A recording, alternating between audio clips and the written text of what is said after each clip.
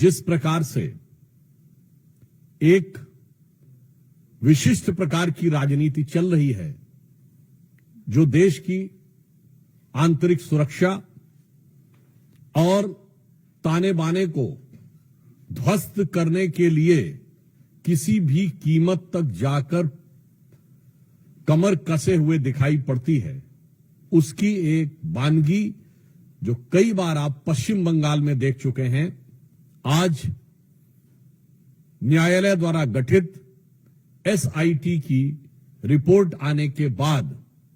पश्चिम बंगाल की तृणमूल कांग्रेस सरकार की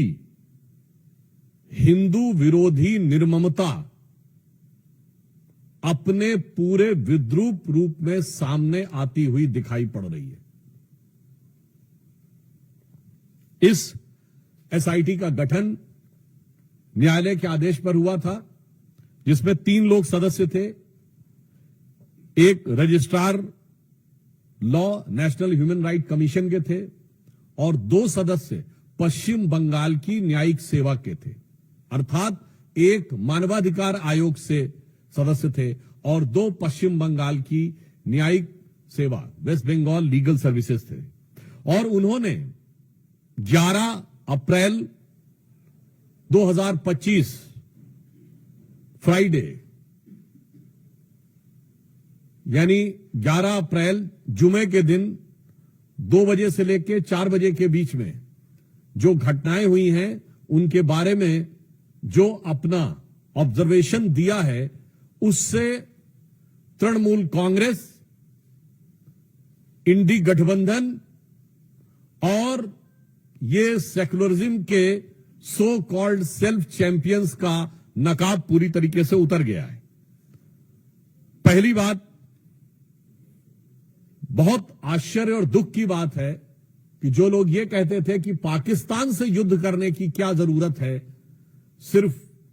आतंकियों के ऊपर कार्रवाई हो, जबकि हमारी सरकार ने आतंकियों पर ही कार्रवाई की, उनमें से एक ने भी नहीं बोला कि पश्चिम बंगाल के मुर्शिदाबाद में किसी भी विषय को लेकर आपको आपत्ति है तो हिंदुओं के ऊपर हिंसा करने की क्या जरूरत है। हरगोविंद दास और चंदन दास पिता पुत्र की मृत्यु पर किसी ने एक शब्द भी नहीं बोला। वही लोग अचानक ऑपरेशन सिंदूर के बाद पाकिस्तान के प्रति सहानुभूति दिखाते हुए नजर आने लगे। इसमें जो फाइंडिंग्स आई हैं, पहला पॉइंट जो तृणमूल कांग्रेस ने यह प्रचार करने का, भ्रम पैदा करने का प्रयास किया था कि इसमें बाहर के लोग शामिल थे। उनके कुछ सांसदों ने दूसरे राज्यों के लोगों का नाम लिया था, विशेषकर उत्तर प्रदेश बिहार का नाम लिया था, जो सरासर अनुचित है। परंतु इस फाइंडिंग में बहुत साफ साफ तौर पर तृणमूल कांग्रेस के नेता और एमएलए का नाम भी सामने आया है और इसमें कहा गया है कि उनके 11 अप्रैल को, मैं इसको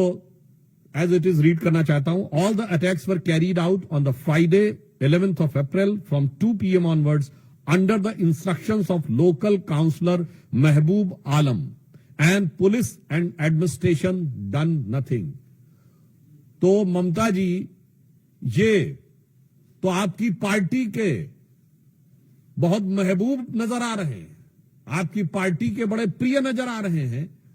ये बात अब फाइंडिंग्स में बिल्कुल साफ हो गई। दूसरा विषय यह आया कि एक कुल मिलाकर इसमें बताया गया कि total of 113 houses were damaged and they even fled to Malda. जो ये कहने का प्रयास किया गया था